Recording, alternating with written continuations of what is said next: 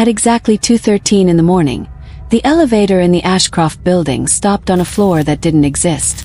Security guard Daniel Reed had worked the night shift there for almost 6 years, and he knew the building had only 13 floors, which was why he immediately noticed when the elevator display changed from 11 to 12 to 13, and then impossibly 14.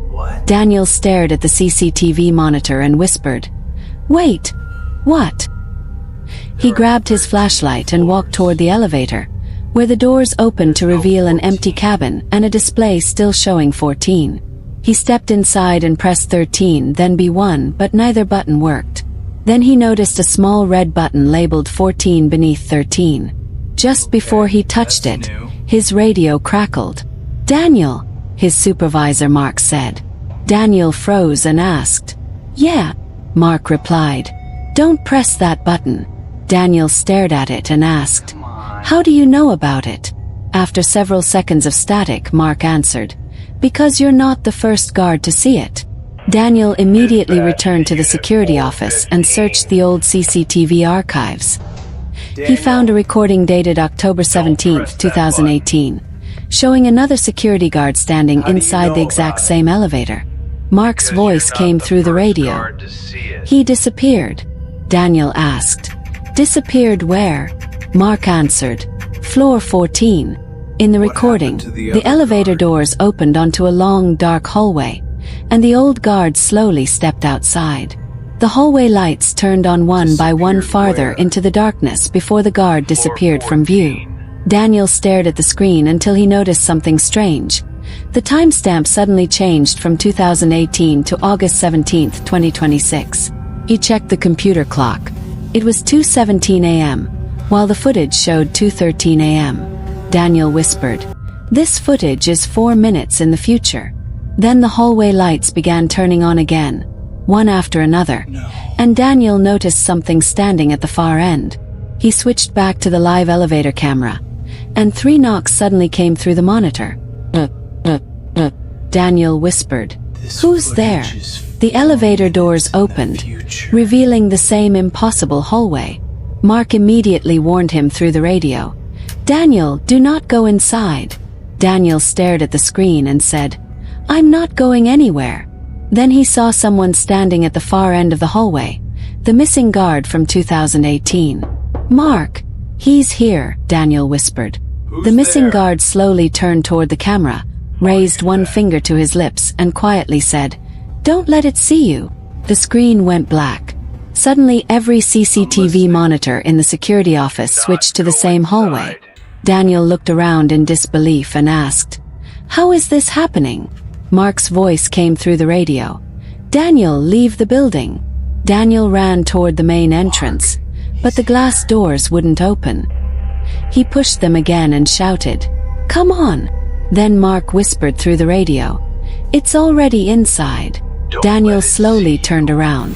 The elevator doors were open, and the display showed 14.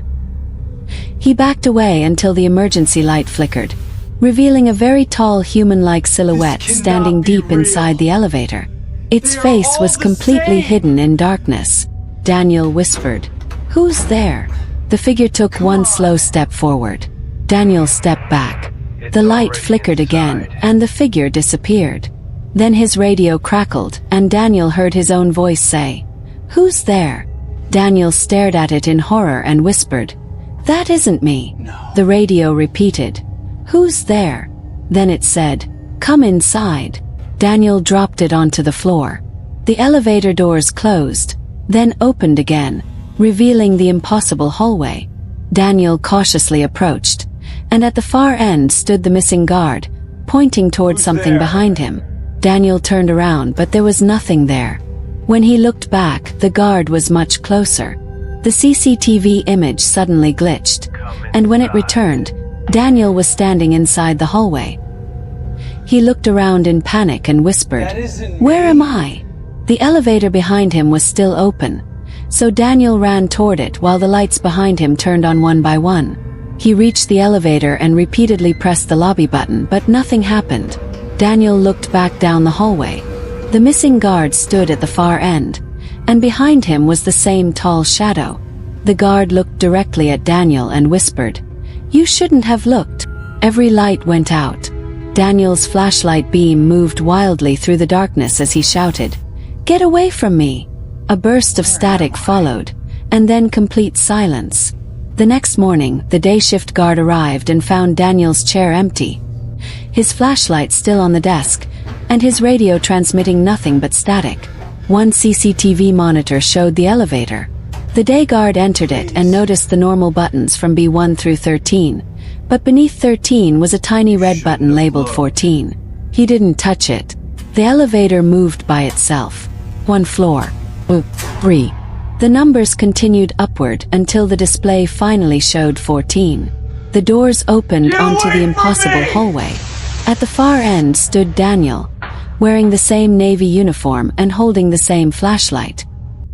He slowly raised his hand and pointed directly at the camera. "Don't let it see you," he whispered.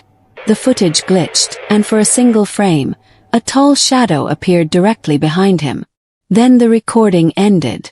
The Ashcroft building still has 13 floors, but according to the security footage, someone is still working on the 14th.